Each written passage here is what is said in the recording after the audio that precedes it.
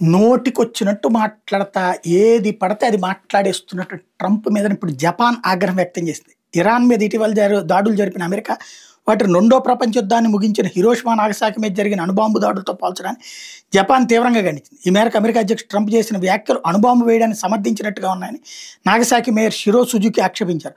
Bomb దాడికి గురైన నగరవాసులుగా తాము చాలా విచారిస్తున్నట్టు చెప్పారు. ట్రంప్ వ్యాఖ్యలు ఆమోదయోగ్యం కాదని నోబెల్ శాంతి బహుమతి గ్రహీత మిమాకి తోషియుకి అన్నారు. అణుబాంబు దాడి నుంచి బయటపడిన వాళ్ళు ఆయన ఒకరు. ట్రంప్ ప్రకటనను ఉపసంహరించుకోవాలని, నాటి అణుబాంబు దాడుల నుంచి బయటపడిన వారు హిరోషిమాలో నిరసనకు దిగారు. ట్రంప్ ప్రకటనలు తిరస్కరిస్తూ హిరోషిమాలో చట్టసభ సభ్యులు తీర్మానం ఆమోదించారు. సాయుధ పోరాటాలను శాంతియుతంగా పరిష్కరించుకోవాలని పిలుపునిచ్చారు. ఇరాన్పై అమెరికా దాడి వల్ల యుద్ధానికి తెరబడింది.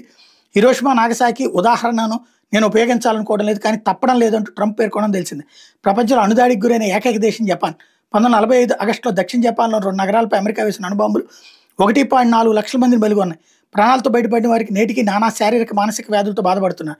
అణ్వాయుధాలకు జపాన్ వ్యతిరేకం సూచించే శాంతి జ్వాల హిరోషిమాలో ఎప్పటికీ వెలుగుతూ ఉంటుంది. ప్రపంచంలోని చివరి అణుదాడి జరిగి ఎన్ని రోజులో తెలిపే గడియారం కూడా యుద్ధ మ్యూజియం ప్రవేశ ద్వారం ఉంటుంది.